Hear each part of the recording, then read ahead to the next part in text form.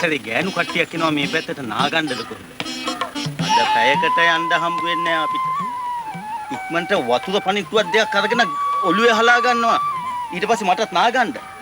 වතුර පණිට්ටුවක් දෙකක් හිසේ රුවාගෙන නිස්කාරණේ සෙම්ප්‍රතිස්යාව සාදා ගැනීමට මං සූදානම් නෑ සෙන්ටිමෙන්ටල්. අපි ලලනාවියන්ට ස්නානයට ඉඩහැර පසකට වී බලා ඉඳිමු.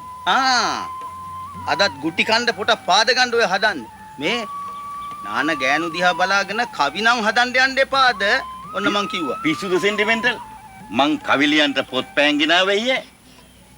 එල්මල් සාහිත්‍යකරණයක් නිසා අද බඩකින්න උහුලන්නත් බෑ නාගන්නත් නෑ. නෑවනම් කෙරුවා නම් පොඩ්ඩකට පැත්තකට යනවා අපිට නාගන්න. අපි තාම ස්නානය කිරීම සඳහා සූදානම් වූවා පමණි නැගෙනියනේ. අපිත් සෑහෙන වෙලාවක් තිස්සේ බලන් හිටියේ කොයි වෙලාව ඉවර වෙයිද කියලා. මේ අපිට තමුසලට වගේ නිදැල්ල කතා කර කර ඉන්න වෙලාවක් නෑ. අපිට ගෙවල් දොරවල වැඩ තියෙනවා. මේ පොඩ්ඩක් එහාට වෙලා ඉන්නවා අපිට නාගන්න ඉඩ දීලා. අමුඩ කෙටියකින් සැරසී කෙසේනම් පසකට වී සිටින්නද?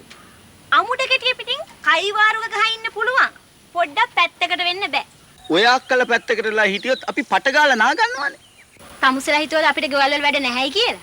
අමුඩෙත් ගහගෙන ඉන්න එකේ අපිට පොඩ්ඩක් අවසර දුන්න නම් නැගිනියනේ. අමුඩි ගහගෙන නිකන් ඉන්න බැරි නම් ඔය වටයක් ගිහිල්ලා පොල් ටිකක් කඩා ගන්න බලනවා. හිතුවද අපි පොල් කඩන මිනිස්සු කියලා? පොල් කඩන මිනිස්සුද ගල් කඩන මිනිස්සුද කියන්නේ අපි දන්නේ නැහැ. කොහක් වුණත් කමන්නේ තමුසලා පැත්තකට යන අපිට නාගන්න දීලා.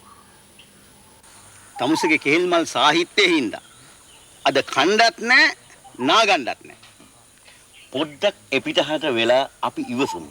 මේ ලලනාවියන් ස්නානය කළාට පසු අපි ඇවිත් ස්නානය කරගමු. පොඩ්ඩක් නෙමෙයි පුරා දවසක් ඉන්න වෙනවා අපි දෙන්නට බලාගෙන. මේගොල්ලෝ මෙතන නාලා රෙදි හොදලා ඕපදූප මල්ල හලන්න පටන් ගත්තම ඕකුන්ට හැඳ වෙනවා තේරෙන්නේ නැහැ. මදක් ඉවසමු මදක් ඉවසමු.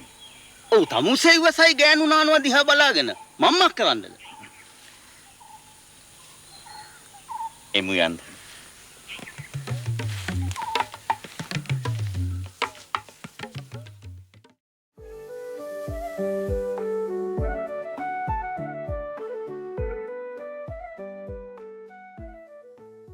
ඔබ සොයන තැන මෙතන ට්‍රී නේචර් රිසෝට්